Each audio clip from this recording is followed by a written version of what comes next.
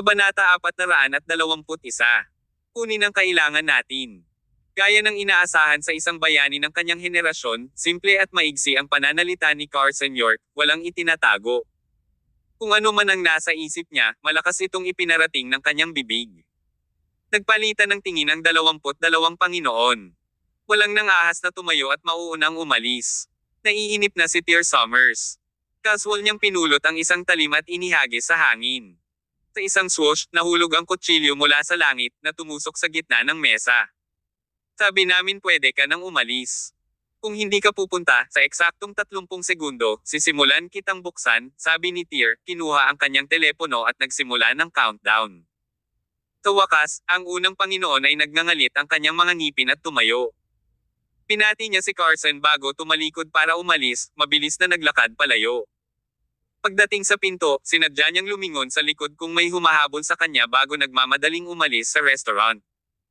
Nang makita ito ng iba at pinatunayan na hindi nagbibiro si Carson, lahat ay nagsitakbuhan.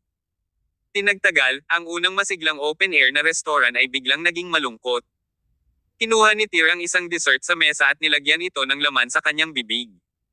Siguro wala sa mga taong ito na magbigay ng kusa. Matapos asarin si Julian Quintes ngayong gabi, tiyak na tatawagan natin ang Quintes families at ito ay galit. Lahat sila ay naghihintay kung paano tayo mamamatay. Tumawa si Carson. May epekto kaya iyon? Bagamat ito ang iniisip nila ngayon, masisiguro kung makalipas ang kalahating buwan, mas maaga silang magpapakita kaysa sa iba. Pagtayo, pumunta si Carson sa mga bintana, nakatitig sa buong buwan sa kalangitan. Tyr, sa totoo lang, ayoko na talagang magtrabaho ng husto. That won't do. Tyr simply shook his head. We've already agreed that in half a month, you'll become Riverdale's king. Pagkasabi noon, hindi na binigyan ni Tyr ng pagkakataon si Carson na sumagot nang tumalikod na siya para umalis sa restaurant. Sa maangin na gabi sa labas, napuno ng mga mararangyang sasakyan ang open-air parking lot. Ngunit ngayon, ang mga mag-agarang sasakyan na ito ay mabilis na umaalis na parang nakasalalay ang kanilang buhay dito. Ang pinangyarihan ng labanan sa ibaba ay nilinis din ng mga miyembro ng Wolf's Den at ng mga eksperto sa pamilya ng York. Nang matapos na silang maglinis, umalis na ang grupo ng isa-isa. Sa gitna ng parking lot ay isang Honda na nagkakahalaga lamang ng halos $100,000. Halatang wala ito sa lugar kumpara sa mga sasakyan sa paligid. Nakatayo sa harap ng kotse si Joe Quintes, kasama sina Kama Itachi at Phoenix na nananatiling malapit sa likuran niya. Sa hindi malamang dahilan, hindi tumingin si Tyr kay Joe, bagkus ay nakatutok ang mga mata niya kay Kama Itachi at Phoenix. Nang magtama ang kanilang mga mata, may kakaibang sentido ang napagmamasdan ni Tyr mula sa kanilang mga titig. Ito ay isang medyo kakaibang intuition. Malinaw na hindi kilala ni Tyr ang 2 taong ito, ngunit malabo niyang nararamdaman ang pagiging pamilyar mula sa kanila. Pinutol ng boses ni Joe ang mapanghusgang pag-iisip ni Tyr, Tyr Summers, sinong makakaalam na napakabata mo pa. Sa wakas ay itinoon ni Tyr ang kanyang tingin kay Joe. Sa unang tingin, masasabi ni Tyr na si Joe ay isang lobo. Isang lobo na agresibo dahil sa gutom at naghahanap ng makakain kung saan-saan. Hindi kailanman alam na ang isang hindi lehitimong anak ng pamilya Quintes ay maaaring magparaya sa kahihiyan sa lawak na ito. Nakakaloka talaga. At mas bata ka pa sa akin, sabi ni Tyr, naglakad palapit kay Joe. Habang nakapikit siya, mas lumakas ang sensasyon. Mag-usap tayo ng pribado, sagot ni Joe. Pinagmamasdan ni Joe si Tyr habang papalapit siya, ngunit ang pakiramdam ay parang isang mabangis na hayop na papalapit sa kanya. Si Joe ay palaging ipinapalagay na ang kanyang isip ay sapat na malakas, ngunit sa sandaling iyon, may bakas ng gulat na lumulutang sa loob niya. Gayunpaman, sinubukan niyang panatilihin ang kanyang harapan bilang isang composed at bisyo na tao. Noong una, binalak ni Joe na apihin si Tyr gamit ang kanyang aura, ngunit hindi nagtagal ay sumuko siya nang malaman niyang imposible iyon. Tinundan ni Tyr si Joe sa $100,000 na Honda. Ang mga pinto at bintana ay nakasara ng mahigpit, habang sina Kama Itachi at Phoenix ay nakabantay sa labas, na nagpapahintulot na walang makalapit. Nang makapasok, si Tyr ang unang nagsalita, na may bakas ng disappointment sa kanyang voice, I can tell that you're nervous. Joe chuckled menacingly. This isn't nervousness but excitement. Kasi kanina lang, binawi ko na lahat ng utang sa akin ni Julian Quintes. Habang nagsasalita si Joe, kumuha siya ng panyo at lumapit sa kanya para punasan ang kanyang leather na sapatos. Natakpin ito ng pulang-pulang likido. You tipped me off and I sent Julian Quintes to you. We are considered even now, Tyr said. Hindi, 2 beses na kitang tinulungan, pero 1 beses mo lang ako tinulungan. So, may utang ka pa sa akin, sagot ni Joe. Oh, ganun ba? Biglang tumawa si Tyr. Hindi niya inaasahan na makikipagtawaran si Joe sa kanya. So, tinupi ni Joe ang panyo at nagpatuloy sa pagpupuna sa tuktok ng kanyang leather na sapatos. Ang ulo ng pamilyang Quintes, si Jack Oda Quintes, ay may matinding paulit-ulit na pananakit ng ulo. Lalo na sa mainit na tag-araw na tulad nito, nagkakaroon siya ng splitting headache araw-araw. Kaya, nakahanap siya ng isang matandang practitioner na bihasa sa iba't ibang pamamaraan ng acupuncture sa Stellar City upang mabawasan ang kanyang migraine. Tuwing Sabado, alas 8 ng umaga, siya ay maagang dumarating sa lugar ng matandang practitioner para magpagamot. Kaya lang hindi siya napapaligiran ng mga eksperto tulad ng karaniwan niyang ginagawa kapag nasa Quintes Manor. Gayunpaman, ang pinakamalakas na miyembro ng 12th Zodiac, ang Black Dragon, ay palaging sumusunod sa kanya sa paligid, nagsisilbing kanyang personal na bodyguard. Ngunit Tyr, ipinapalagay ko iyon sa iyong mga kakayahan, hindi magiging problema sa iyo ang Black Dragon. Nakaayos na rin ako. Ang balita ng pangyayari ngayong gabi ay hindi makakarating sa pandinig ng pamilya Quintes bago mag-alas 8 bukas. Pagkatapos noon, hindi na nagsalita pa si Joe at nagpatuloy sa pagpupunas ng kanyang sapatos. Napangiti si Tyr. Wala ka talagang puso. Ngayon mo lang nakipagdeal sa kadugo mong kapatid, tapos ngayon iniisip mong harapin ang sarili mong ama. Hindi ko siya ama. Kaaway ko siya. Kaaway na pumatay sa mga magulang ko, madilim na sabi ni Joe. Ang kanyang emosyon ay naging kakaiba nang bigla na lamang namumula ang kanyang mga mata. Wala sa mood si Tyr na mag-hypothesize tungkol sa mga sama ng loob sa pagitan nina Joe Quintes at Jack Oda Quintes. Isa kang matalinong tao na may malaking tapang na humiram ng kamay ng iba para sa isang pumatay. Ngunit, Joe Quintes, mayroon kang ilang lakas ng loob na gusto mong hiramin ang aking kamay para sa gawaing ito. Biglang tumigil si Joe sa pagpupunas ng sapatos niya. Umayos siya ng upo at seryosong tumitig kay Tyr. I don't have that nerve because I know you're powerful. We're also not friends, nor can we be considered collaborative partners. We're merely taking what we need. Kabanata 422. Isa kang walang awang tao. Lubos na hinangaan ni Tyr Summers ang pagiging direkta ni Joe Quintes. Nagkibit balikat siya at sinabing, pakinggan natin. Sinabi ni Joe, ngayon, ikaw at ako ay pinabagsak si Julian Quintes sa isang sama-samang pagsisikap. Iyan ang unang tagapagmana ng pamilya Quintes. Bukas ng umaga, kapag ang balitang ito ay nakarating sa pandinig ni Jack Oda Quintes, siya ay walang alinlangan. Kapag siya ay galit na galit, pakilusan niya ang lahat ng puwersa ng pamilya Quintes sa Riverdale, para sa iyo. Siyempre, alam kong makapangyarihan ka, pero ang pamilya Quintes ay kilalang tribo pa rin sa Timog, kaya hindi mo sila dapat maliitin. Kahit na wala silang magagawa sa iyo, mayroon kang pamilya at mga kaibigan. Ako makakagarantiya na hindi mo matitiyak ang kaligtasan ng lahat kapag nangyari iyon. Bahagyang kumunat ang noo ni Tyr. Tama si Joe. Kapag ang pinuno ng isang piling sambahayan ay agresibo, magiging mahirap na panatilihing kontrolado ang mga bagay. Kaya, Tyr, patayin mo si Jack Oda Quintes. Kapag namatay na siya, may kumpiyansa akong kunin ang pamilya Quintes bilang bagong Panginoon nito. Kinukuha lang namin lahat ang kailangan namin. Mapapatunayan ko na ang pamilyang Quintes ay hindi na muling totantong sa Riverdale pagkatapos noon. Paano iyon tunog? Mungkahi ni Joe. Hehe, tumawa si Tyr. Walang kamali-mali ang proposal ni Joe, at walang mahanap na dahilan si Tyr para tanggihan siya. Napakawalang awa mong tao. Tinapik ng malakas ni Tyr si Joe sa balikat bago lumabas ng Honda. Pagkalabas niya ay pumasok na sina Kama Itachi at Phoenix. Hindi na nagtagal ang tatlo ay pasimpleng umalis. Ano ang sinabi niya sa iyo sa loob ng kotse? Tanong ni Carson York kay Tyr habang bumababa sa hagdan. Sinabi niya sa akin ang tungkol sa schedule ni Jack Oda Quintes bukas ng umaga, at gusto niyang tapusin ko ang lalaki. Na si Joe Quintes ay matagal nang nawala sa kanyang isip, sagot ni Tyr. Napabuntong hininga si Carson. Kung gayon, Tyr, ano ang susunod mong plano? Ngumiti si Tyr kay Carson. Uncle York, hindi mo na kailangang magpakawalang isip sa harap ko. Isa kang matandang Zorro, kaya malamang nahulaan mo ang intensyon ko. Tumawa si Carson at sinabing, magmaneho ng ligtas sa gabi. Naginat si Tyr bago humikab. Kung magdadrive ako ngayon papuntang Stellar City at doon muna ako umidlip, madaling araw na. Nilinggan ni Tyr si Torbert Octavius na nakasabit pa rin sa bibig niya ang balahibong damo. Sumama ka sa akin.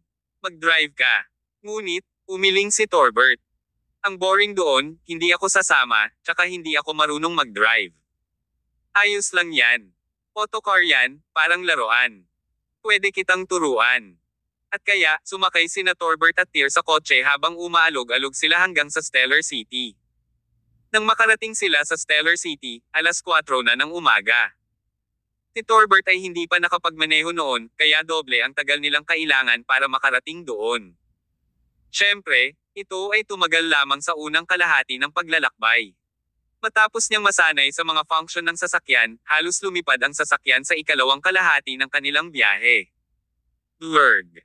Kakahinto lang ng sasakyan at tumalon si Tyr dito para simulan ang tuyong pagsusuka.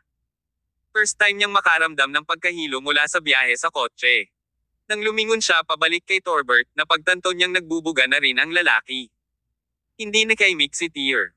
First time din niyang makakita ng driver na samuka dahil sa sariling pagmamaneho. Ayos ka lang ba?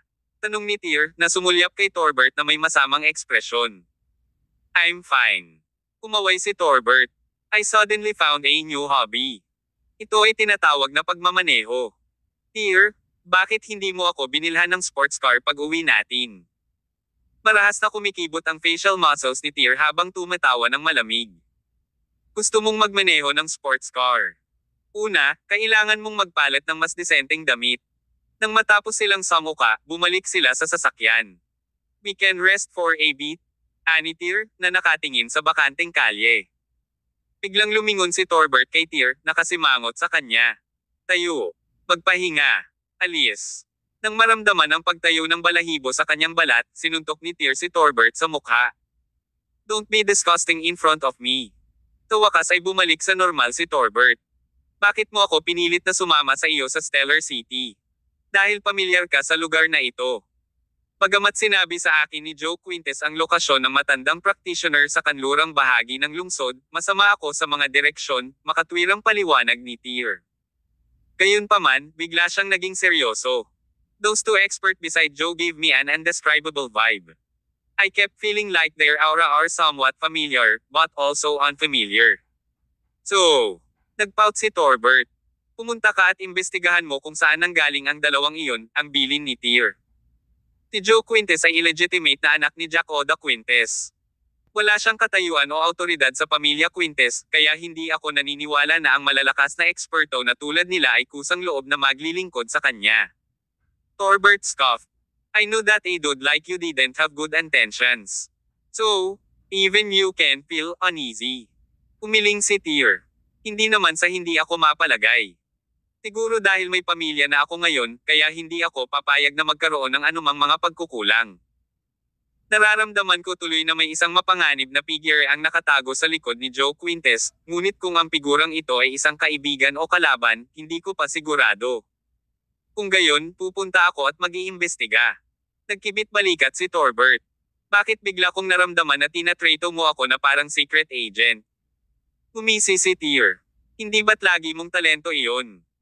Noong nasa lansangan tayo, hindi ba't ikaw ang pinakamaalam pagdating sa mga restoran na mas maraming tira at mas malamig ang butas?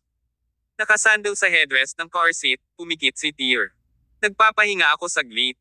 Kapag maliwanag na sa labas, kailangan ko pang ibalik ang bagay na ito. Save this car for me, tuwang-tuwang sabi ni Torbert. Sa araw na palitan mo ang mga damit na ito sa iyong katawan ay ang araw na bibili ako ng kotse para sa iyo. Hindi nagtagal, naging maliwanag ang langit. Ang sikat ng araw sa umaga ay tumakip sa mga lupain habang ang lungsod ay nagsimulang mapuno ng buhay. Sa sandaling iyon, sa kanlurang bahagi ng lungsod, dalawang sasakyan ang mabilis na humaharurot patungo sa isang lumang residential area. Sa pinakaloob na rehiyon ng residential area na ito, ang wa ay isang courtyard na mukhang isang farmhouse. Ang looban ay napuno ng iba't ibang uri ng mga racks ng gamot. Isang matandang doktor na nasa edad 70 anyos ang kumukuha ng ilang tradisyonal na halamang gamot sa kanyang bahay para patuyuan ito sa ilalim ng maliwanag na sikat ng araw ngayon. Maya-maya lang, may malakas na katok sa pintuan ng kanyang patio. Ang matandang practitioner ay umalis sa ugali at binuksan ang pinto. Nakatayo sa labas sina Jack Oda Quintes, Black Dragon, at dalawa pang bodyguard ng pamilya Quintes na nakasuot ng itim na damit. Napakabait ni Jack Oda sa matandang doktor. Ngumiti siya at sumaludo sa doktor, sinabing, "Matandang doktor, narito ako upang guluhin ka muli." Kabanata 423. I'm not here to kill. Noong unang dumating si Jack Oda Quintes upang humingi ng mga serbisyo ng acupuncture ng matandang practitioner, natakot ang matandang doktor. Pero ngayon, nasanay na siya. Ngumiti siya pabalik kay Jack Oda at sinabing, "Mr. Quintes, tapos na ang paghahanda. Please follow me." Great! Si Jack Oda at Black Dragon ay pumasok sa looban, habang ang dalawa pang nakaitim na bodyguard ay nakabantay sa labas ng pinto. Pagkapasok, pumasok si Jack Oda at ang matandang doktor sa isang maliit na silid. Huminto ang Black Dragon sa pagsunod sa kanila na nananatili sa labas ng silid. Gaya ng dati, inihanda na ng matandang doktor ang mga kinakailangang kasangkapan. Pinainom muna niya si Jack Oda ng isang tasa ng herbal tea na espesyal na ginawa para sa kanya, pagkatapos, hiniling niya kay Jack Oda na humiga sa reclining chair. Sa tabi ng mga ito maglatag ng isang hanay ng mga esterilisadong karayom. Kinuha ng matandang doktor ang isang karayom at sinimulang itusok ito sa isa sa mga acupuncture points sa noo ni Jack Oda. "Mr. Quintes, ano ang pakiramdam mo kamakailan? Sa mainit na panahon na ito, nararamdaman mo ba na mas tumitindi ang iyong ulo kaysa dati?" Sagot ni Jack Oda, "Ang sakit ng ulo na ito ay madalas na umuulit kamakailan, ngunit hindi ito dahil sa panahon. Dati, kapag pinagamot mo ako, nakatulong ito para maibsan ng husto ang sakit kong ito. Ngunit kamakailan lamang, may mga hindi masayang bagay na nangyari sa aking pamilya, kaya pakiramdam ko ay bumabalik na ito. Mula kahapon ng gabi, ang aking isip ay mapurol at hindi ako makatulog ng maayos. Pagkagising ko kaninang umaga hanggang ngayon, ang aking ulo. Nasasaktan at ang sakit ay hindi kayang tiisin." Umunat ang noo ng matandang doktor. "Mr. Quintes, ang iyong sakit ay nangangailangan sa iyo upang maiwasan ang pagkabalisa at upang lumayo sa alak. Mangyaring maging mas maingat sa hinaharap." Habang nagsasalita siya, tinutulak ng matandang doktor ang isa pang karayom sa isa pang punto ng acupuncture ni Jack Oda. "Ipikit mo ang iyong mga mata at magpahinga. Susubukan kong mapawi ang iyong mga sintomas sa pinakamaikling panahon na posible." "Okay," sagot ni Jack Oda bago pumikit at nagpahinga. Nasanay na siya sa ganitong estado dahil lubos siyang naniniwala sa matandang practitioner na ito. Nagsimulang maglagay ng mga karayom ang matandang doktor sa iba't ibang acupuncture point ng Jack Oda. Noong una, medyo gamaan ang pakiramdam ni Jack Oda habang unti-unting nababawasan ang kanyang sakit ng ulo. Gayunpaman, ang pagpapahingang ito ay hindi nagtagal. Hindi sigurado kung ang matandang doktor ay naibigay ang karayom sa maling lokasyon, o marahil ang kanyang lakas ay hindi sapat, nang siya ay tumusok sa ikasyam na karayom, si Jack Oda ay biglang nakaramdam ng matinding pananakit sa paligid ng kanyang templo. Pakiramdam na parang sumabog ang kanyang isipan sa isang naghuhumindig na ingay, ang kanyang anit ay namanhid habang ang kanyang ekspresyon ay napalitan ng isang masakit na tingin. Natakot ang matandang doktor at mabilis na sinabi, "Mr. Quintes, pagtiisan mo ito. Sa tingin ko ay lumalala ang iyong sakit. I'll try my best to cure you." Ungol na sagot ni Jack Oda, sinusubukan niyang magpahinga. Gayunpaman, ang masakit na sakit na ito ay hindi pa rin nakayanan para sa kanya. Sinisikap ng matandang doktor na ibigay ang mga karayom kay Jack Oda, ngunit pagkaraan ng ilang minuto, ang masakit na ekspresyon sa mukha ni Jack Oda ay hindi nagpakita ng mga palatandaan ng pagluwag. Sa ngayon, maging ang matandang doktor ay nasa dulo ng kanyang katalinuhan. Gayunpaman, habang iniisip niya kung ano ang dapat niyang gawin, isang kamay ang biglang umabot mula sa kanyang likuran. May hawak din na karayom ang kamay, at mabilis ang galaw nito habang saktong tinusok nito ang karayom sa isa sa mga acupuncture point sa ulo ni Jack Oda. Pagkatapos, ang mga daliri ay dahan-daang nanginag, at ang natusok na karayom na iyon ay nagsimulang manginig sa isang paghiging na tunog. Ang nanginginig na karayom, bulong ng isang tulalang matandang doktor. Ito ay isang maalamat na pamamaraan ng acupuncture. Sa mahigit 60 taon ng kanyang buhay at isang medikal na karera na higit sa 50 taon, ngayon lang niya narinig ang pamamaraang ito. Biglang tumalikod ang matandang doktor. Nang makita niyang isang binata na nasa 20s ang naglagay ng karayom, naramdaman ni matandang doktor ang pag-freeze ng dugo sa kanyang mga ugat. Paano ito naging posible? Paano ang isang kabataang tulad nito ay magkakaroon ng gayong nakakagulat at katangi-tanging mga kasanayan sa acupuncture? Tsaka paano siya biglang sumulpat sa kwartong ito na parang multo? Hindi ba ang nasasakupan ni Jack Oda ang nagbabantay sa pinto? Kinuha ni Tyr ang isa pang karayom at gumawa ng isang shushing gesture sa old doctor. Sheesh! Ang kakaibang aura na kanyang ipinalalabas ay nagpatahimik kay old doctor habang masunuring tumabi ang matanda. Sa pagkakataong iyon, hindi alam ni Jack Oda na nakapikit si Tyr. Nang ituro ni Tyr ang karayom sa kanyang noo, agad na naramdaman ni Jack Oda ang isang nakakapreskong pakiramdam na dumaloy sa kanyang katawan habang ang kanyang mga kalamnan ay lubusang nakaka-relax. Medyo humina na rin ang migraine niya. Old doctor, your acupuncture skills has improved at such a surprising rate. What technique is this? Bakit hindi pa kita nakikitang nagsagawa ng teknik na ito dati? Tanong ni Jack Oda. Nakatayo sa tabi ang matandang doktor, binigyan siya ng walang magawa at mapait na tawa. Hindi na nagsalita si Tyr. Ibibigay na sana niya ang ikatlong karayom. Gayunpaman, biglang itinulak ang pinto ng silid, at pumasok si Black Dragon na may pananakot na ekspresyon. Malalim na pagkabigla at kawalang paniwala ang lumitaw sa kanyang mga mata.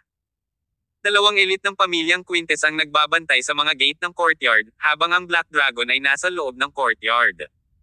Imposibleng may langaw na makapasok. Ngunit paano pumasok si Tyr nang hindi napansin?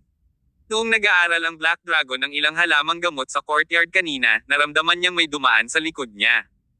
Pero nang lumingon siya, wala naman doon. Gayunpaman, ang Black Dragon ay patuloy na nakakaramdam ng nakakapanghinayang pakiramdam, kaya sa wakas ay hindi na siya nakatiis at pumasok sa silid. Sure enough, may dagdag na tao sa kwarto. May hawak pa siyang karayom, handang ipasok iyon sa ulo ni Jack Oda. Sa sandaling iyon, naramdaman ni Black Dragon ang kanyang anit na nanginginig. Kung narito ang lalaking ito para sa buhay ni Jack Oda, maaaring umakyat na sa paraiso ang matandang lalaki ngayon. Guru! Panik na sigaw ni Black Dragon habang sinisingil niya si Tyr. Nang marinig ang boses ng Black Dragon, biglang nagmulat ng mata si Jack Oda na nakaramdam ng komportableng pakiramdam. Nang makita niyang hindi si matandang doktor ang gumagamot sa kanya, kundi ibang tao, marahas na kinilig ang puso ni Jack Oda. Sino ka? Dahil sa reflex, gustong umupo ni Jack Oda mula sa kanyang upuan. Samantala, naabot na ng Black Dragon si Tyr, malapit nang magbato sa kanya. Sa halip, naka-relax ng ngiti si Tyr habang hawak-hawak niya si Jack Oda gamit ang isang kamay at tinutukan ng karayom ang lalamunan ni Black Dragon gamit ang isa. Huwag kang mag-alala, I'm not here to kill. Kabanata 424. Never in consideration. Ang hangin sa silid ay tila biglang nagyelo, na ang Black Dragon ang pinaka-naturale sa kanilang lahat. Dahil hindi niya inasahan na magiging ganito kabilis at tumpak ang reaksyon ng binata. Ang Black Dragon ang nagpasimula ng pag-atake, ngunit sa ilang kadahilanan, ang karayom ng estranghero ay kasalukuyang nasa kanyang lalamunan. Isinasantibi ang tanong kung nakakapatay ang isang karayom, sapat na ang pagkilos na ito upang maunawaan ng Black Dragon ang pagkakaiba ng mga kakayahan sa pagitan niya at ng binatang ito. Hindi siya kalaban ni Tyr Summers, at marahil ay hindi rin makatiis ng isang atake mula sa kanya. Ang Black Dragon ay kumilos, habang si Jack Oda Quintes ay nag-compose din ng kanyang sarili. Sino ka? Tanong ni Jack Oda. Bagamat mayroon na siyang ideya, hindi siya nang ahas na madaling magdesisyon. Pinawi ni Tyr ang kanyang mga braso ng may ngiti at sinabi, Panginoong Quintes, ang isang matalinong tao na tulad mo ay dapat nakilala kung sino ako. Pero para ipakita ang ugali ko, magpapakilala pa rin ako. Ang pangalan ko ay Tyr Summers ng Con City. So, ikaw pala si Tyr Summers.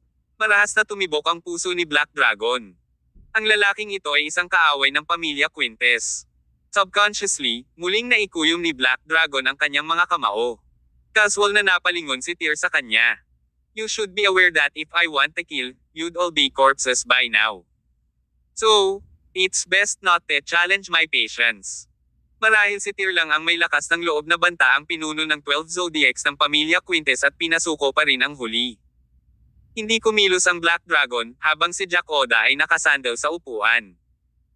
Lord Quintes, kung mapagkakatiwalaan mo ako, hayaan mo akong ipagpatuloy ang iyong paggamot dahil mayroon akong mahalagang sasabihin sa iyo mamaya. Kung ang iyong emosyon ay masyadong magulo, natatakot ako na baka mamatay ka sa sakit ng ulo pagkatapos nito, sabi ni Tyr. Mariing nakasimangot si Jack Oda. Sa katunayan, ang mga naunang lumuwag na mga sintomas ay bumalik muli at ang matinding sakit ay hindi na makayanan. Wala siyang sinabi, masunurin lang siyang nakasandal. Kinuha ni Tyr ang 3 karayom at sabay-sabay na tinusok ito sa 3 acupuncture point sa ulo ni Jack Oda. Sabay-sabay na nanginig ang 3 karayom. Laking gulat ng matandang doktor sa tagpong ito kaya napabuntong hininga siya. Muling naibsan ang sakit ng ulo ni Jack Oda at muli siyang nakahinga. Tyr Summers, pumupunta ako dito para sa acupuncture treatment bawat linggo sa oras na ito. Ngunit, ang isang tagalabas na tulad mo ay hindi dapat mahanap ang lugar na ito. Sino nagsabi sa'yo? Hindi yun mahalaga. Bahagyang ngumiti si Tyr habang patuloy ang paglalagay ng mga karayom. Ano ang nararamdaman mo ngayon? Hindi ko akalain na magkakaroon ka rin ng mga medikal na kasanayan, at maging ganito kalalim sa pag-aaral, hinaing ni Jack Oda. Kung ang taong nagsasagawa ng paggamot na ito ay hindi si Tyr Summers, maaaring hiniling na ni Jack Oda ang nasabing tao na tretuhin siya ng matagal. Gayunpaman, alam na alam ni Jack Oda na wala si Tyr para pagalingin ang kanyang karamdaman. Ano lang gusto mo? Diretsong tanong ni Jack Oda nang hindi nagpapatalo. Hehe, I'm here to tell you something, nakangiting sagot ni Tyr. Ngayon lang kita ginagamot kaya mabilis kang mag-relax. Dahil pagkatapos mong pakinggan ang balitang ito, nag-aalala ako na baka hindi ka makayanan at mamatay sa pagsabog ng iyong mga ugat. Ano? Kumunat ang noo ni Jack Oda. Isang nagbabantang pangamba ang agad na lumitaw sa kanyang puso.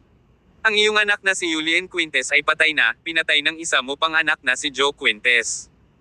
Sigurado ako na sa pagpapakita ko rito, nalaman mong nabigo si Julian sa pagtatangka niyang sirain ako sa Riverdale. Para siyang natama ng bolt from the blue, na blanco ang isip ni Jack Oda. Patay ang anak niya. Paano naging posible iyon? Si Julian ang kanyang pinakamahalagang anak, at siya rin ang unang tagapagmana ng pamilya Quintes. Paano siya posibleng mamatay? At pinatay pa siya ni Joe Quintes. Anong klaseng biro ito? Hindi lamang si Jack Oda ang nataranta, ngunit ang ekspresyon ng Black Dragon ay natigil din. Maliwanag na ayaw din niyang maniwala na totoo ito.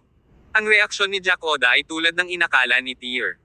Nakangiting nagpatuloy si Tyr, may mas masamang balita, kaya hindi ka dapat masyadong mabalisa ngayon.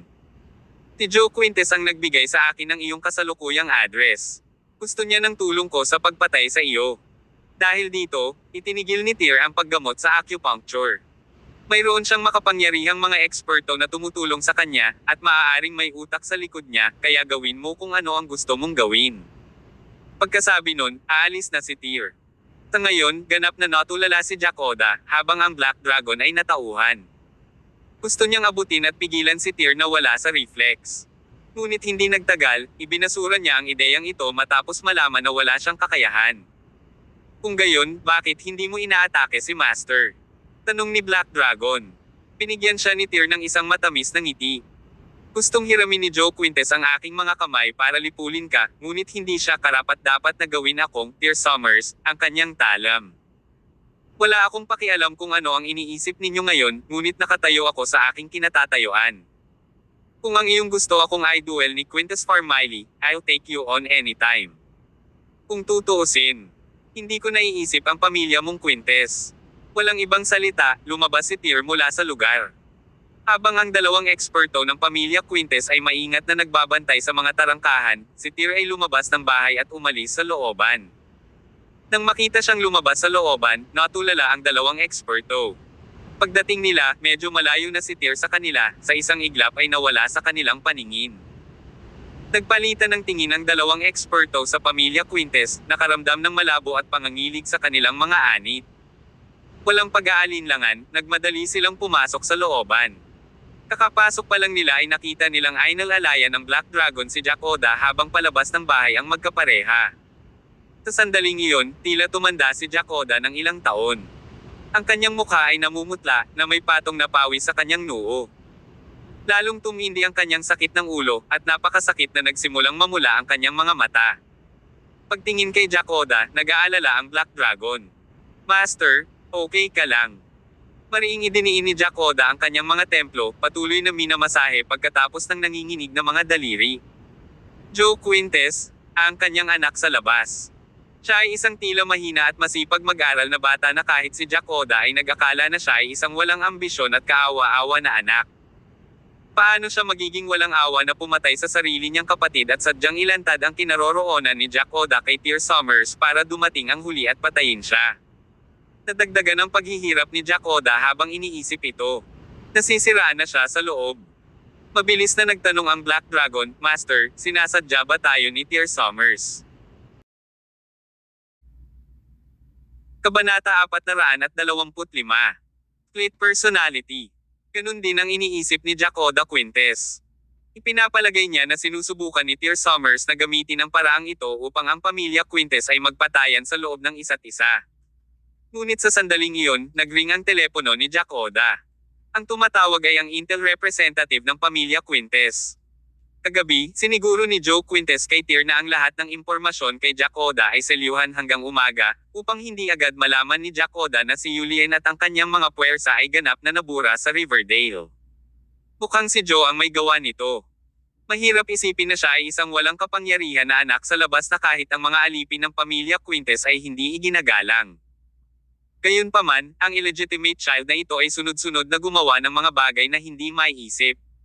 Masyadong nakakatakot ang ganoong tao. Pagkatapos ng tawag sa telepono, naramdaman ni Jack Oda na nanlalambot ang kanyang katawan. Nahulog ang kanyang telepono mula sa kanyang kamay nang may malakas na kalabog, at ang sakit na nahati sa kanyang ulo. Umakyat ang dugo mula sa loob ng kanyang katawan at bigla siyang bumuga ng isang subo ng dugo. Guru! Nagulat si Black Dragon, habang si Old Doctor naman ay agad na nagmamadaling lumapit. Sa sandaling kinuha ng doktor ang pulso ni Jack Oda, nagbago ang kanyang ekspresyon. Mr. Quintes, masyadong hindi matatag ang iyong emosyon. Kung magpapatuloy ito, ikaw. Bago matapos ang matandang doktor, pinutol siya ni Jack Oda, patay na ang panganay kong anak, pinatay ng pangalawa kong anak. At ngayon, gusto na rin akong patayin ng pangalawa kong anak. Paano ako matatahimik? Ang kanyang mga salita ay nabigla sa matandang practitioner sa katahimikan. Sa sobrang tagal ng pagkakakilala kay Jack Oda, ito ang unang pagkakataon na napagtanto niya kung gaano kitikot si Jack Oda. Black Dragon, tawagan si Joe. Hindi natin siya matawagan. Hahanapin ko siya ng personal. Pagkasabi noon, hindi pinansin ni Jack Oda ang kanyang migraine at nagmamadaling umalis kasama ang Black Dragon at ang iba pa. Sabay-sabay sa isang bungalow. Ang bahay ay may maliit na patio na nababakuran ng mga dingding na gawa sa kawayan. Ang mga nakatanim sa bakura na ito ay hindi mga bulaklak, ngunit iba't ibang mga gulay. Ang tirahan na ito ay matatagpuan sa paligid ng gilid ng Stellar City, at ang mga nakatira dito ay mga migranteng manggagawa na dumating upang magtrabaho sa lungsod, o mga karaniwang tao na may mababang kita. Si Joe at ang kanyang ina ay minsang tumira sa bungalow na ito. Bukod sa kanila, mayroon ding ibang nakatira doon. Ang ilan sa mga kamatis sa hardin ng gulay na ito ay hinog na. Pumitas ng ilan si Joe at ibinigay kay Kama Itachi at Phoenix, na nasa likuran niya. Pakitikman ang aking homegrown tomatoes. Puro organic at walang polusyon, napakatamis.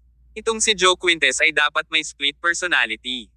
Ngayon ay bumalik na siya sa kanyang hindi nakakapinsalang hitsura, mukhang isang bagong graduate na estudyante sa unibersidad.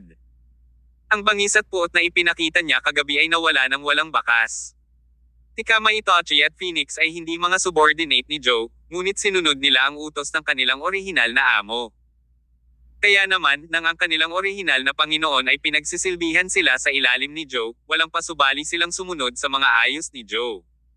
Pareho nilang kinuha ang mga kamatis kay Joe at kinagat. Oo naman, ang mga kamatis ay mas matamis at mas makatas kaysa sa mga nasa merkado. Can I have another one? Tanong ni Phoenix na hindi nabubusog matapos ang isang kamatis. Of course, nakangiting sagot ni Joe. Ang hardin ng gulay na ito ay hindi lamang may mga tomato, ngunit mayroon ding mga pipino at bitter gourds. Miss Phoenix, Piliin mo lang kung ano ang gusto mo. Nang walang pagpigil, tumango si Phoenix kay Joe nang nakangiti at nagsimulang pumili ng mga kamatis. Tumingin si Kama Itachi sa hardin ng gulay at nagkomento, mukhang marami kang alam tungkol sa pagtatanim ng mga bagay na ito. Sabi ni Joe, ako ay nakatira dito kasama ang aking mga magulang mula pagkabata. Taon-taon, sila ay nagtatanim ng maraming gulay dito sa hardin na ito. Pagdating ng panahon na ito, lalo akong nahilig kumain ng mga kamatis dito, kaya palagi akong palihim na pumitas. Iilan sa kanila. Dahil dito, napapagalitan ako ng nanay ko dahil sa palengke daw ang mga kamatis. Pero iba ang tatay ko. Tahimik lang siyang pumipili ng pinakamalaki at pinakamapulang tomato para sa akin, hiwa-hiwain, at pagkatapos ay iwiwizak ang ilang puting asukal sa mga hiwa. Kapag natunaw ang asukal, ang kamatis ay nagiging matamis na matamis. Sumili ang pananabik ng ngiti sa mukha ni Joe, na para bang nawala siya sa isang hindi malilimutang magandang alaala. Gayunpaman, nalito si Kama Itachi sa kanyang kwento. Hindi ba ang iyong ama ang Panginoon ng pamilyang Quintes, si Jack Oda Quintes? Dito ba siya nakatira dati? Hindi ko siya sinasadya. Umiling si Joe. Ang pangalan ng aking ama ay James Yard, isang karaniwang migranteng manggagawa. Siya ang aking tunay na ama. Pagamat hindi talaga naintindihan ni Kama Itachi ang ibig sabihin ni Joe, hindi niya ito inintindi dahil hindi siya ang tipong magtatanong ng napakaraming tanong. Kinagat niya muli ang kanyang kamatis at aminadong matamis ang prutas. You gave Dear Summers Jacoda's location, but that man isn't a normal person. I have a feeling that your plans will go all right this time, ani Kama Itachi. Isang pahiwatig ng kasamaan ang bumungad sa mahinhin na tingin ni Joe. Sa isang iglap, ang pagalit na personalidad na nakatago sa kanyang katawan ay tila muling nahayag. Ahaha. Ha. Napuno ng tawa ni Joe ang buong patio, tila napakasakit. Tama ka, hindi normal na tao si Dear Summers. Siya ang ikatlong young master ng Summers family sa North. Paano siya naging normal na tao? Bahagyang kumunat ang noo ni Kama Itachi na para bang tutol siya sa mga taong nagbabanggit ng identity ni Dear. Alam ko na tiyak na hindi papatayin ni Dear Summers si Jack Oda. Napakatalino niya, napakalakas, syempre hindi siya kusang loob na maging talim ko. Sa halip, walang duda na sasabihin niya kay Jack Oda na ako ang pumatay kay Julian Quintes, at iyon. Gusto ko rin siyang patayin, sabi ni Joe. Casual na ngumiti si Kama Itachi. Mukhang meron ka at nakikita mo ang lahat ng ito. Hindi mahirap, sagot ni Joe. Totoo na gusto kong umani ng kita bilang isang third party, ngunit ngayon, si Dear Summers ay naging third party. Kung tama ang aking mga kalkulasyon, si Jack Oda Quintes ay tiyak na patungo sa direksyon ko ngayon kasama ang 12 zodiacs ng pamilya Quintes. Lumapit si Joe sa puno ng kamatis, pumitas ng malaking pulang kamatis, at hinawakan ito sa kanyang ilong para huminga. Pagkatapos noon ay diretso siyang tumitig sa bungalow na para bang pinagmamasdan niya ang eksena kung paano nakatira ang tatlo niyang pamilya sa gusaling ito. Halos 10 taon na. Dumating na rin ang araw na ito. Kabanata 426. Tama o mali? Sa sandaling iyon, para bang parehong lumitaw ang mga personalidad ni Joe Quintes, na nagsama-sama. Tinitigan niya ang bungalow na may kaamuhan sa kanyang mga mata habang inaalala ang mga alaala ng kanyang pamilya na naninirahan sa loob. Ngunit nang lumingon siya sa labas ng looban, napuno ng puot ang kanyang tingin. Maya-maya, isang itim na kotse ang nagmaneho patungo sa bahay at huminto sa labas ng gate ng bakuran. Bumukas ang pinto at lumabas si Jack Oda Quintes, kasama ang Black Dragon na sumusunod sa likod ng hin. Inasahan ni Joe ang pagdating ni Jack Oda, kaya hindi siya nabigla o nagulat dito. Kung hindi papatayin ni Dear Summers si Jack Oda, tiyak na sasabihin niya kay Jack Oda na siya iyon, si Joe Quintes, ang pumatay kay Julian Quintes gamit ang sariling mga kamay. Kaya, hinding-hindi ito pababayaan ni Jack Oda. Umaga na ngayon at maliwanag na sumisikat ang araw. Ngunit sa mga mata ni Joe, sa paglapit ni na Jack Oda at Black Dragon, kitang-kita niya ang madilim na ulap na namumuo sa likod ng 2 taong ito. Sa pagkakataong ito, hindi nag-iisa si Jack Oda at Black Dragon. The 12 Zodiacs and the other Quintes family members must have tagged along, only, hindi sila pinayagan ni Jack Oda na lumabas dahil anak pa rin niya si Joe no matter what. Parehong itinulak ng 2 lalaki ang mga tarangkahan at pumasok sa looban. Pinag-aralan ni Jack Oda ang paligid ng lugar na ito bago itinoon ang tingin kay Joe. Sa ngayon, hamupa na ang galit ni Jacoda. Akala niya ay magagalit siya kapag nakita niya si Joe, ngunit hindi niya inasahan ang kanyang sarili na magiging kasing kalmado niya ngayon. Na parang hindi niya anak ang nakatayo doon, kundi isang normal na estranghero. Teacher Summers just told me a few things, and they're all about you. I think you know very well what he said to me. Joe Quintes, let me ask you now, what Teacher Summers told me earlier, was it true or false? Noon pa man ay nabigo si Jacoda sa kanyang anak sa labas, sa pag-aakalang walang kakayahan ang bata. Noon, pinili na lang niyang iuwi si Joe sa pamilya Quintes para magkaroon ng karibal si Julian. Si Joe ay magiging isang batong hasahan upang patalasin at paunlarin si Julian. Gayunpaman, ang mahiyain na personalidad ni Joe ay nagpabiye kay Jacoda, kaya't nakita na lamang ng nakatatandang lalaki ang illegitimate na anak niya bilang isang dispensable na aso pagkatapos noon. Ngunit sa ngayon, ito ang itinuturing na unang pagkakataon na pinagmasdan ni Jacoda si Joe. Tila minamaliit ng lahat ang batang ito. Siya ay hindi kailanman isang maamo at mapagpakumbabang aso, ngunit sa halip ay isang marahas at mapagmataas na lobo. Habang papunta rito, nag-isip si Jacoda. Dahil patay na si Julian, si Joe na lang ang natira. Ayaw niyang walang mga inapo. Kaya, ipagpalagay na pinatay ni Joe si Julian, kung umiling si Joe at tinanggihan ito ngayon, isasaalang-alang niyang maniwala kay Joe. Ito ang pattern ng pag-iisip ng isang nangungunang figure habang siya ay nabalisa tungkol sa pagkamatay ng kanyang anak, kailangan pa rin niyang isaalang-alang ang hinaharap at magplano ng naaayon. Nakatitig na ngayon si Jacoda kay Joe. Sa isip niya, marahil ay pinatay ni Joe si Julian para sa layuning ito na palitan siya. Nakatitig din si Joe kay Jacoda, ngunit ang kahulugan sa likod ng kanyang tingin ay isang bagay na hindi maintindihan ni Jacoda. Sagutin mo ako. Totoo ba ang mga sinabi sa akin ni Teacher Summers? O mali? Huling tanong ni Jacoda. Hindi napigilan ni Jacoda ang sarili. Para sa kanya, ang bawat segundo ay pahirap at paghihirap. Marahil ay dapat nating sabihin na hinihintay niya si Joe na tanggihan ang pahayag na ito. Gayunpaman, hindi kailanman pinagtibay o itinanggi ito ni Joe. Sa halip, iniba niya ang usapan. Lumingon siya sa bungalow sa likuran niya habang sumili ang makahulugang ngiti sa kanyang mga labi. Jacoda Quintes, dapat mong tandaan ang lugar na ito. 10 taon na ang nakalilipas, personal kang pumunta dito para kunin ang aking ina at ako sa pamilyang Quintes. Pinigyan mo rin ang aking ama, si James Yard, ng 10,000 dolyar para putulin ang kanyang relasyon sa amin. Noon, pumayag si James Yard, pero hindi dahil sa kasakiman. Sa halip, gusto niyang maging maayos ang buhay namin ng nanay ko. Tinakot mo rin siya, di ba? Sinabi mo yan kung hindi siya pumayag, papatayin mo kami, kaya kailangan niyang pumayag. Hindi tinawag ni Joe si Jacoda bilang kanyang ama, ngunit tinawag niyang ama si James. Nakaramdam ito ng kirot sa puso ni Jacoda. Agad-agad, nagalit siya, sumigaw, "How dare you address me directly by name at ako ang tatay mo?" Ha. Tawa ni Joe.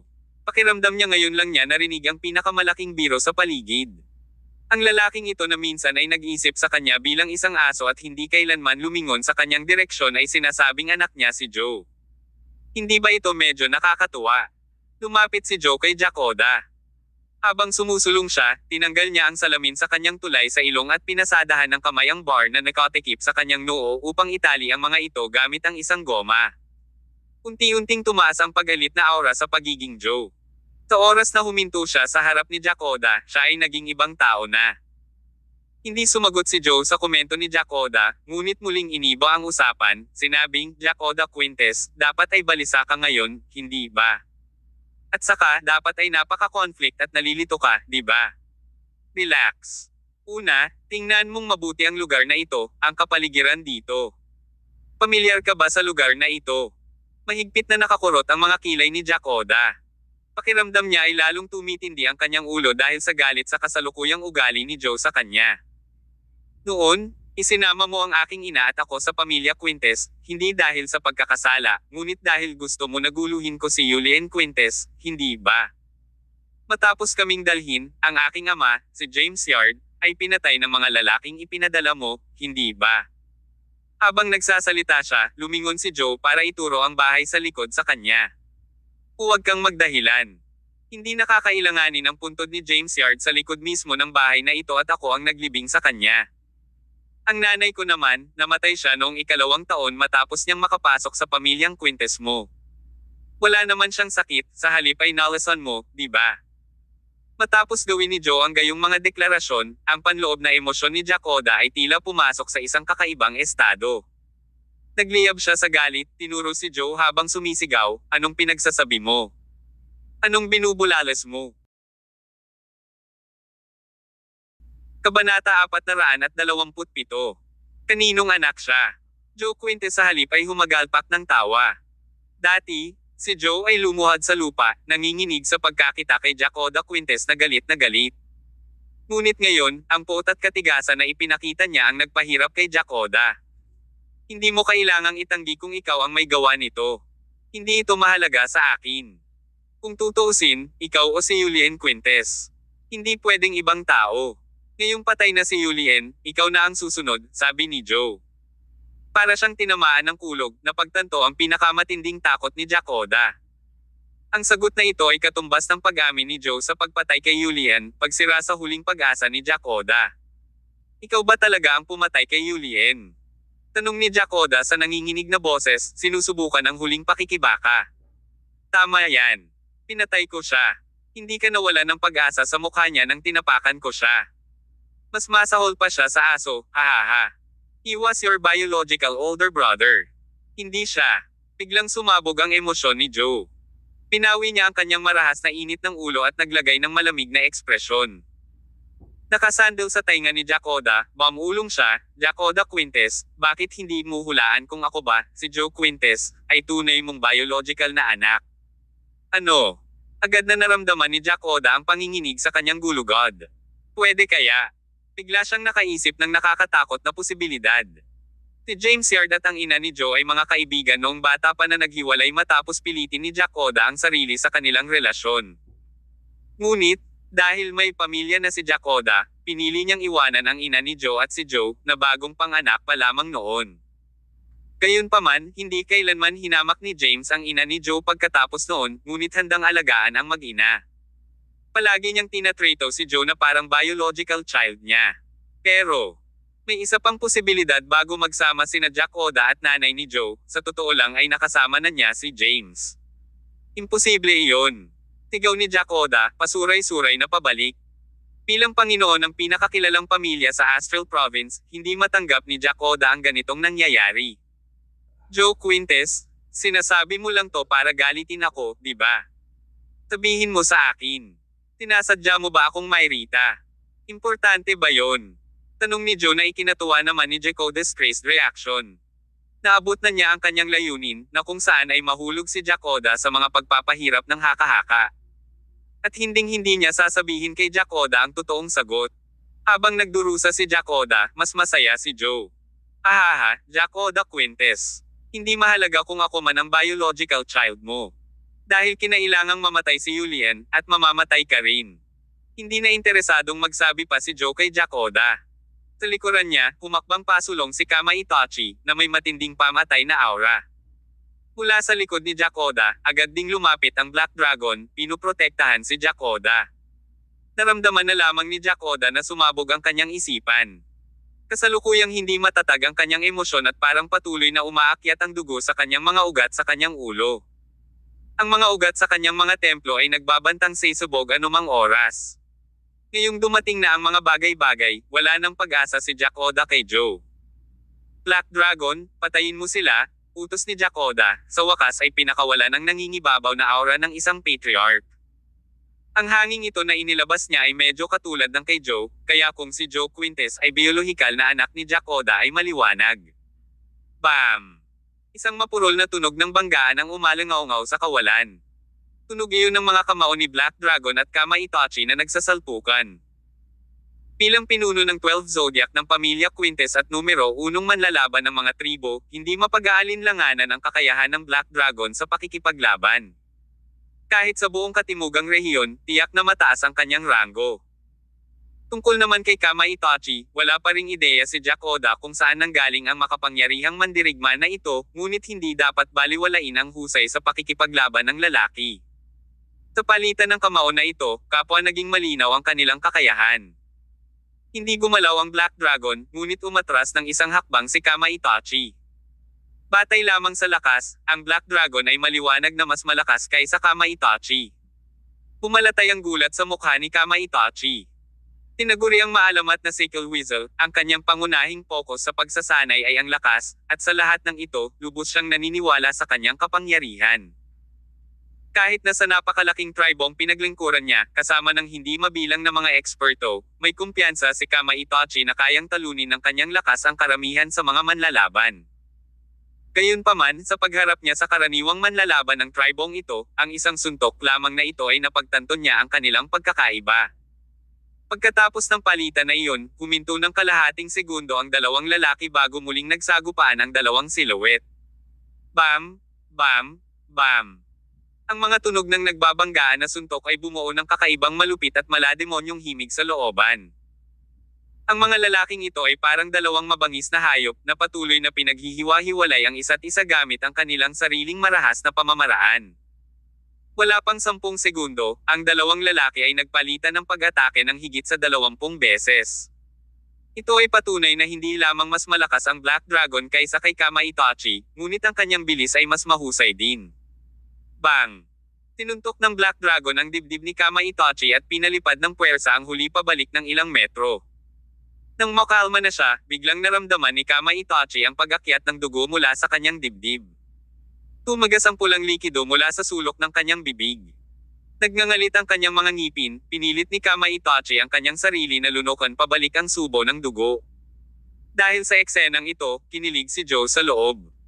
Noon pa man ay tiwala siya sa lakas ng pakikipaglaban ni Kama Itachi, ngunit hindi niya alam na hindi kalaban ni Kama Itachi ang Black Dragon. Sa kabilang banda, mukhang mamamatay tao si Jack Oda. Habang kumukulo ang dugo sa kanyang mga ugat, ang kanyang mga mata ay napuno ng maliliit na daluyan ng dugo. Joe Quintes, naisip mo bang makakalaban mo ako, Jack Oda Quintes, sa mga munting pakulo mo? Anong kalokohan? Black Dragon, patayin mo silang lahat. Umungol si Jack Oda habang naglalabas ang Black Dragon ng aura na uhaw sa dugo. Gayunpaman, mas naging kakaiba ang ekspresyon sa mukha ni Joe. Sampal. Isang sipa ang tumawid nang lumitaw si Phoenix na pumipilit sa Black Dragon na umatras. Nakipagtulungan siya kay Kama Itachi habang magkasama silang nakaharap sa Black Dragon. "Huwag mong kalimutan na malakas din ako," she said. Nakahawak pa rin si Phoenix sa isang kamatis. Kumuha siya ng huling kagat bago ito itinabi. Ang parehong mga silhouette ay sumugod na parang maliksi na mga leopardo, na bumubuo ng kulog sa magkatuwang na pagsisikap habang sinisingil nila ang Black Dragon. Kabanata 428. Too Ruthless. Ang one-on-one na labanan ay naging 2 laban sa 1. Kung naging solong hamon, tiyak na walang laban ang Phoenix at Kama Itachi para sa Black Dragon. Ngunit sa pamamagitan ng pagtutulungan, hindi nagtagal ay napaatras ang Black Dragon. Sa wakas, ang mabangis na sipa ni Phoenix ay tumama kay Black Dragon. Bago pa siya makapag-react, ang paputok na suntok ni Kama Itachi ay bumagsak kaagad sa kanyang ulo. Bang! Nagkaroon ng malaking mapurol na tunog. Inilabas ni Kama Itachi ang lahat ng kanyang lakas sa suntok na ito, na naging sanhi ng lakas ng isang malaking martilyo na bumasag sa dibdib ng Black Dragon. Paf! May tumalsik na dugo mula sa bibig ni Black Dragon. Hindi bababa sa 3 sa kanyang mga tadyang ang nabali ni Kama Itachi. Nang ihahagis na ni Kama Itachi ang pangalawang suntok, umungal ang Black Dragon at pinalipad si Kama Itachi gamit ang isang sipa. Umatras ang Black Dragon sa gilid, natatakpan ng pawis ang kanyang noo. Kahit anong pilit niyang magtiis, halata sa ekspresyon ng mukha niya na nasasaktan siya. Ahaha! Haw. Napaungol na naman sa tawa si Joe Quintes. Umalangaw-ngaw ang buong courtyard sa kanyang mabagsik na tawa. Kama Itachi, Phoenix, patayin ang Black Dragon. Kapag namatay na si Black Dragon, tingnan na lang natin kung ano ang ginagamit ni Jack Oda Quintes para mapanatili ang kanyang kayabangan. Nagsama muli sina Kama Itachi at Phoenix at kinasuhan ang Black Dragon. Gayunpaman, biglang sumigaw si Jack Oda Quintes na huminto sila, pagkatapos ay idinagdag, "Joe Quintes, binibigyan kita ng huling pagkakataon. Kailangan mo bang maging napakalupit?" Natuwa si Joe. Nag-check out ba si Jack Oda? Para laruin niya itong kasuklam-suklam na relationship card, ganoon ba siya kay Tekot? Malinaw ang puot sa mga mata ni Joe. Jack Oda Quintes, kailangan mo bang magtanong ng ganyang walang kabuluhan na tanong? Speaking of ruthlessness, kung sinasabi mong ikaw ang numero uno, walang ibang maglalakas loob na makipagkompetensya sa iyo. Mula sa sandaling pinatay mo ang aking ama at pinatay ang aking ina, nangako akong balang araw ay sisirain ka sa pamamagitan ng sarili kong mga kamay. All these years, I've suffered humiliation in your Quintes family. It was all for this day. Ngayon, ang aking ama, si James Yard, ay manunood mula sa likod ng bahay na ito. Makikita niya kung paano kita tatapusin ng aking sariling mga kamay, upang ipaghiganti siya upang ang kanyang kaluluwa ay magkaroon ng kapayapaan. Huminga ng malalim si Jack Oda. Sa sandaling iyon, ang nakatatandang lalaki ay tunay na nakaramdam ng isang nalulungkot na nahulog na kampyon. Ako ang tatay mo. Sino ang nakakaalam? Sabi ni Joe, umiling. Napakahusay. Kung ganoon nga, huwag mo akong sisihin sa hindi pagpapakita ng awa sa iyo. Tuluyan nang nawala ng pasensya si Jack Oda para kay Joe. Bigla siyang naglabas ng walkie-talkie at nagutos, "Men." Sa sumunod na sandali, nagmumula sa labas ang mga yabag ng paa. Hindi nagtagal, ang bakod na kawayan sa paligid ng patio ay marahas na itinulak pababa at hindi bababa sa 100 tao ang nagsara mula sa lahat ng direksyon, na nagtataglay ng mga aura na nakamamatay. Ang mga taong ito ay talagang hindi pangkaraniwang mga individual, bawat isa sa kanila ay isang piling mandirigma ng pamilya Quintes. Nanguna sa kanila ang 12 zodiacs ng pamilya Quintes. Serpent, Jackrabbit, Bull, Kung, Hound, Rates, at Fowl. Dumating na rin ang natitirang 7 sa 12 zodiac. Ito ang lakas ng pamilya Quintes na si Jack Oda Quintes ay may autoridad na magpakilos bilang Panginoon ng kanyang sambahayan. Ito rin ang pinakamalaking lakas ng kanyang pamilya, at ang puwersang ito ang kanilang simbolo. Sa paglalahad ng eksenang ito, walang gulat sa mga mata ni Joe, na para bang inaasahan na niyang mangyayari ito sa lahat ng panahon. Tulad ng inaasahan ko. Jack Oda Quintes, simula pa lang ay habol mo na ang buhay ko, hindi ba? May bahid ng pangungutya sa tono niya. So, Jack Oda, never mo akong inisip na anak. Hindi ka ba naiinis sa phony act mo kanina? Binigyan kita ng pagkakataon, sabi ni Jack Oda, masiglang minamasahe ang kanyang mga templo. Malubha ang kanyang migraine na halos mag-collapse na siya sa sakit. Ayaw na niyang ipagpatuloy ang pag-aaksaya ng oras sa bagay na ito. Ang mga bagay ay umunlad hanggang sa puntong ito, at walang paraan pabalik. Patayin silang lahat, utos ni Jack Oda. Ang 12 zodiacs, nag-aksyon ng Serpent, Jackrabbit, Rates at Fowl, habang si Bull at Kung ay nagmamadaling pumunta sa Black Dragon. Kuya Dragon, ayos ka lang ba? Parehong nagulat sina Bull at Kung nang makita ang Black Dragon, ang pinakamalakas sa kanilang 12 zodiacs, ito ay nabugbog. Alam nila ang husay ng Black Dragon at maraming beses na nilang itinuring na ang taong iyon ay angkop na inilarawan bilang walang talo. Ngunit ngayon, ang Black Dragon ay nabugbog ng husto. Ayos lang ako. Namumutla ang Black Dragon habang umiiling. Malakas ang dalawang iyon. Hindi pa ako nakarinig ng ganitong malalakas na mandirigma sa katimugang rehiyon na ito, kaya pinaghihinalaan ko na mayroon silang mga koneksyon sa isang kilalang pamilya sa Hilaga. Hayaan mo na ako at magtrabaho kasama ang iba para ma-corner ang dalawang iyon. Dapat silang alisin sa pinakamaikling panahon na posible. Naiintindihan. Naikuyom ni Bull ang kanyang mga kamao na natatakpan ng mga guwantes na metal, habang kinuha ni Kung ang kanyang bakal na baton mula sa isang kalapit na subordinate. Pareho silang nakipag-away, naghahanda sa pagsingil sa kama Itachi at Phoenix. Noon lang, biglang natense ang medyo nakaka-relax na isip ni Black Dragon. Naramdaman niya ang isang nakamamatay na panganib na bumabalot sa kanya. Boom! Si Bull at Kung, na handang sumugod palabas, ay biglang lumingon. Sumunod, ang bakal na baton ni Kung ay hindi inaasahang humampes kay Black Dragon. Masyadong mabilis ang lahat. Kahit na ang Black Dragon ay may kahangahangang bilis ng reaksyon, ang kanyang nasugatan na katawan ay hindi agad nakaiwas. Bam! Pabalik-balik na hinarang ng Black Dragon ang baton gamit ang kanyang mga braso, ngunit napaatras siya ng malaking puwersa ng ilang hakbang. Bago siya tumigil, binato ni Bull ang ulo niya ng suntok. Buzz! Nawala sa isip ni Black Dragon ang matinding sakit sa kanyang sentido. Nagsanib puwersa sina Bull at Kung, pinaulanan ng suntok ang Black Dragon. Sabay-sabay, sa kabilang panig, pinangunahan ni Serpent at Rates ang iba na salakayin sina Kama Itachi at Phoenix. Ito ay apat na elite laban sa kamay Itachi at Phoenix. Ito ay naging isang sitwasyon ng 4 laban sa 2, ngunit ang lahat ng isang biglaang, Serpent at Rates biglang tumalikod at inatake Jackrabbit at Fowl. Etch. Ang ahas na hugis malambot na espada ay mabilis na lumabas, tumusok sa tiyan ng Fowl, habang si Rates ay tumalon at sinalakay si Fowl. Ang kanilang mga kakayahan sa pakikipaglaban ay medyo pare-pareho sa isa't isa, ngunit sina Jackrabbit at Fowl ay nahuli ng biglaang pagkakasala ni Serpent at Rates. Bagamat ang pag-atake ay hindi nakapinsala ng husto kay Jackrabbit at Fowl, ang kanilang mga ritmo ay tiyak na nabalisa. Kabanata 429. Sino si Master Raiden? Bago sila makapag-react, lumapit si Phoenix at nagwalas ng 2 sipa kina Jackrabbit at Fowl, na ikinasugat ng mga ito ng husto. Masyadong mabilis ang eksenang ito, masyadong mabilis.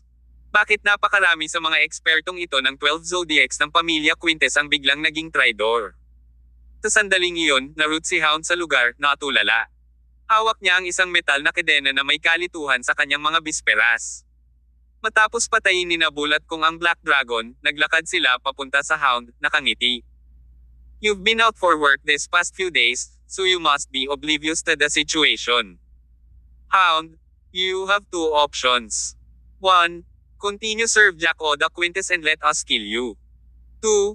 Come with us and enjoy freedom and mas mataas. Natigilan si Hound ng ilang segundo, at sa maikling sandaling ito, hindi mabilang na mga haka-haka ang lumitaw sa kanyang isipan. Sa wakas, pinag-isipan niya ito.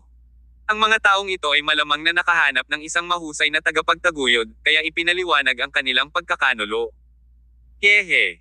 Napangisi ang mga labi ni Hound. Tumakbo siya palayo at humarap kay Jack Oda. Sa sumunod na segundo, nakapulupot ang kanyang metal na kadena sa leeg ni Jack Oda. Hihi, gusto ko lang mabuhay.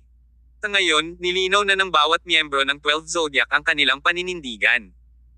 Tulad ng para sa iba pang mga elite ng pamilyang Quintes, ang isang malaking bahagi ay tinanggal din sa parehong paraan. Naiwan ang iba na nakatitig sa gulat. Hahaha. Ha. Muling umalangaw-ngaw ang tawa ni Joe Quintes sa looban. Isa na siyang ganap na panalo matapos manalo sa pamamagitan ng landslide. Tinulyapan niya ng mabangis na sulyap ang mga eksperto ng pamilya Quintes. Idiniin ang kanyang boses sa mahina at mabigat na tono, nagsalita siya ng may aura ng isang monarko, mayroon kang 2 pagpipilian. Ang una ay ibaba ang iyong mga sandata at pagsilbihan ako. Ang pangalawa ay kamatayan. Ikaw ay walang utang na loob na taksil. Taway ng isang tapat na kampa ng pamilyang Quintes, na kinuha ang kanyang sandata para ikarga kay Joe. Gayunpaman, bago siya makahakbang pasulong, ibinaba siya ng iba pang eksperto sa pamilyang Quintes sa paligid niya. Kasunod nito, ang mga ekspertong iyon na unang tapat kay Jack Oda ay nagsimulang ihagis ang kanilang mga sandata ng paisa-isa. Makalipas ang halos 1 minuto, lahat ng naroon ay naging mga tauhan ni Joe. Si Jack Oda ay inaalipin pa rin ang kadena ni Hound. Nang walang mga utos ni Joe, si Hound ay hindi nang ahas na kumilos ng madalian. Ang maikling 1 minutong ito ay parang 1 siglo para kay Jack Oda, siya ang pinuno ng pamilya Quintes, isang mapagmataas na monarko ng Astral Province, at ang bayani ng kanyang henerasyon sa buong katimugang rehiyon. Naging madiskarte siya sa bawat galaw niya, hindi pinahihintulutan ang mga kapintasan, ngunit ang nangyari sa sandaling ito ay ganap na binawi ang kanyang pananaw sa mundo. Si Joe Quintes ay isang iligal na bata na nabubuhay sa kanyang mga araw tulad ng isang aso. Paano niya nakamit ang lahat ng ito? Napakarami sa 12 Zodiac ng pamilyang Quintes ang nagtaksil kay Jack Oda para kusang pagsilbihan si Joe. Sobra ito. Masyadong illogical. Serpent, Bull. Hindi ba't tama ang pakikitungo sa iyo ng aking Quintes? Kailan ko ba kayo pinagmalupitin, Jack Oda Quintes? Bakit mo ako pinagtaksilan? Pinagtaksilan ng aking pamilya. Tanong ni Jack Oda na sumulyap kay Serpent, Bull, Kung, at sa iba pa, puno ng galit ang tono niya. Umalaklak si Serpent bago lumingon sa paglalakad kina Kama Itachi at Phoenix. Kami ay nasa iyong pangangalaga mula ngayon. Si Kama Itachi ay nagbigay ng isang madaling ngiti. Ang mga tao ay palaging umabot sa mas mataas na taas. Kayong lahat na gumawa ng matalinong mga pagpili ngayon ay natural na makakatanggap ng mas malaking gantimpala. Huwag kang mag-alala, i-report namin lahat ng ginawa mo ngayon kay Master Raiden. Maaalala niya at ng pamilya sa likod niya ang mga ginawa mo. Nasa iyo ang aking pasasalamat, kapatid na Kama Itachi. Sumili ang ngiti sa kanyang mga mata nang lumingon siya kay Jack Oda. Mayroon ka bang sagot ngayon? Mahigit na 10 taon na ang nakalipas mula nang umiral ang pamilya Quintes sa Astral Province, ngunit hindi ito tunay na naging first-rate na tribo sa Southern Region. Sa totoo lang, hindi maganda ang takbo ng pamilya Quintes. Lord Quintes, we're almost in our 40s. We don't have any more time to prance around, so we really want to enjoy the view at greater heights. At saka, ang pamilya sa likod ni Master Raiden ay mas malakas kaysa sa alinmang first-rate ng pamilya sa Timog. Walang dahilan para tanggihan natin ang kanyang imbitasyon. Sino si Master Raiden? Nanlaki ang mga mata ni Jack Oda. Ang pamilya ba ay nasa likod niya mula sa hilaga? Kaagad, naramdaman ni Jack Oda ang kanyang anit na tumusok. Ito ay masyadong agresibo. Masyadong nakakatakot. Kung iisipin, ang malamang na walang kakayahan na anak niyang ito, na hindi kailanman iginagalang ni Jack Oda, ay talagang kakampi sa isang hilagang pamilya. Higit pa rito, sa paghusga mula sa mga kakayahan ni Kama Itachi at Phoenix, malinaw na isang first-rate na hilagang pamilya lamang ang may kakayahang gumawa ng mga ganoong eksperto. Dahil sa mga tono ng Kama Itachi at Phoenix, masasabi niyang hindi masyadong mataas ang kanilang status sa hilagang tribo. May Master Raiden pa sila sa likod nila. At sino ang nakakaalam kung sinong pamilya ang nasa likod nitong Master Raiden? Sa dalawang casual na ipinadalang eksperto, madali nilang matatalo ang number fighter ng kanyang pamilyang Quintes, ang Black Dragon. Pinatunayan lamang nito kung gaano kakilakilabot ang tunay na lakas ng hilagang pamilyang ito. Sabihin mo sa akin, sinong pamilya sa norte ang sumusubok na samantalahin ang aking pamilyang Quintes? Tanong ni Jack Oda. Sa ngayon, tuluyan ng nasaroon si Jack Oda. Siya ay patuloy na nagpupumiglas, ngunit habang siya ay nagpupumiglas, ang mas mahigpit na kadena ng metal ng hound ay sumakal sa kanya. Hindi nagtagal, nahirapan siyang huminga. Nakangiti si Joe habang lumalapit kay Jack Oda, nakatingin sa mga duguan na mata ng matandang lalaki. Sa sandaling iyon, ang mga mata ni Joe ay namumula rin. Joe Quintes, dahil ako ang iyong ama, sabihin mo sa akin kung aling hilagang pamilya ang sumusuporta sa iyo. Hahaha. Tumawa ng malakas si Joe. Parang nailabas niya ang bawat iritasyon at galit niya ngayon. Jack Oda Quintes, hindi ba ngayon ko lang sinabi sa iyo na hindi mo ako anak? Habang nagsasalita, itinuro ni Joe ang puntod sa likod ng bungalow at nakangiting sinabi, yung taong nakaburol sa ilalim doon ay ang aking tunay na ama. Nasa mga ugat mo pa rin ang dugo ko. Tigaw ni Jack Oda. Sampal. Isang mahigpit na sampal ang ibinato ni Joe sa mukha ni Jack Oda. Siya ngayon ay kasing ailap ng isang irrational at cold-blooded wild beast. The blood of James Yard courses through my veins. My surname is not Quintes, it's Yard. My name is not Joe Quintes also, it's Joe Yard. Dito, sumandal si Joe sa tenga ni Jack Oda na may galit sa mukha, na para bang siya ay nasa isip. Jack Oda Quintes, subukan mong hulaan kung totoo o mali ang sinabi ko kanina. Subukan mo rin hulaan kung anak mo talaga ako. Kabanata 430. Ang kanyang pagtataguyod ay ang pamilya ng Taginit. Naging berde ang ekspresyon ni Jack Oda Quintes. Alam niyang sadyang ginugulo siya ni Joe Quintes, ngunit wala siyang lakas na lumaban. Joe Quintes, ikaw. Ako. Paano ako? Panunuya ni Joe, sinampal ng isang beses si Jack Oda. Noong pinatay mo ang aking mga magulang, naisip mo na ba ang araw na iyon? Naisip mo na ba na ako, na itinuring mo na parang aso, ay tretuhin na parang kaawa-awa, sa totoo lang ay isang pag-iral na hindi mo kailanman makakalaban? Jack Oda Quintes, may ideya ka ba kung gaano katagal kong hinintay ang araw na ito? Buong buhay ko, simula nang umalis ako sa bahay na ito, matagal na akong naging ganito kasaya. Naiintindihan mo ba ang kasiyahan ko noong natapakan ko si Julian Quintes kagabi? Pakiramdam ko ay parang bawat cell sa katawan ko ay na-activate na. Namatay siya sa sobrang trahedya, sa sobrang kawalan ng pag-asa, hahaha. Siguradong matatakot siyang maging tao sa susunod niyang buhay, dahil kagabi ay isang trauma sa kanyang kaluluwa. Kahit na pumasok siya sa impyerno at dumaan sa reincarnation cycle, hinding-hindi niya makakalimutan ang sakit kagabi. Tao ka ba? Sigaw ni Jack Oda. Tumutulo ang dugo sa sulok ng kanyang bibig. Sumandal si Joe sa kanyang tainga at huminga ng isang subo ng mainit na hangin. Jack Oda Quintes, huwag kang masyadong excited. Dahil malapit ka nang sumama sa anak mo. At saka, hindi ko sasabihin sa iyo kung aling pamilya ang sumusuporta sa akin, ni sasabihin sa iyo kung anak mo ako o hindi. I want you to die. With everlasting regret. Pinibigkas ni Joe ang huling apat na salita ng may diin. Habang sinasabi niya ang bawat salita, ramdam ng isa ang matinding sama ng loob at kawalang kasiyahan sa puso ni Joe. Isinasantibi ang katotohanan kung si Jack Oda ang kanyang tunay na ama, ang pagkamuhi ni Joe sa lalaki ay matagal nang nakaukit sa kanyang mga buto. Lumingon si Joe para turuan si Serpent, ito ang magiging patunay ng iyong katapatan. May malisyosong ekspresyon ang suot ng ahas. Paumanhin, guro. Tulad ng nakikita mo, wala akong pagpipilian. Kung hindi kita papatayin nila ako. Tinimulang higpitin ng ahas ang kadena. Buong lakas na nagpupumiglas si Jack Oda, ngunit hindi nagtagal, unti-unti siyang nawala ng lakas. Ang bayani ng kanyang henerasyon, si Jack Oda Quintes ng prominenteng pamilya ng Astral Province at ang piling tribo ng Timog, ay huminga ng kanyang huling hininga. Hanggang sa kamatayan, ang kanyang mga mata ay dilat na parang mga kampanang tanso. Gaya nga ng sinabi ni Joe, namatay ang lalaki na may walang hanggang pagsisisi. Pagkatapos ng Agosto, lumalamig ang panahon noong Setyembre. Lalo na pagkatapos ng bagyo, ang Con City ay naging mas nakakapreskong magdamag. Sa loob ng isang mansyon sa kalagitnaan ng Lunar Mountain, ginagabayan ni Tyr si Blair Zie sa kanyang takdang aralin. Sa teknikal, hindi talaga ito matatawag na paggabay. Ito ay higit sa lahat dahil natutunan ni Blair ang mga bagong bagay sa semestreng ito, kaya gusto niyang guluhin si Tyr, na tanungin siya tungkol sa lahat. Daddy, nabalitaan ko kay Lola at Lolo na nasa ibang bansa ka na pala nitong mga nakaraang taon, di ba? Tumingin ng masuyo si Tyr kay Blair at tumango. Tama yan. Si Daddy ay nagtatrabaho sa ibang bansa nitong mga nakaraang taon.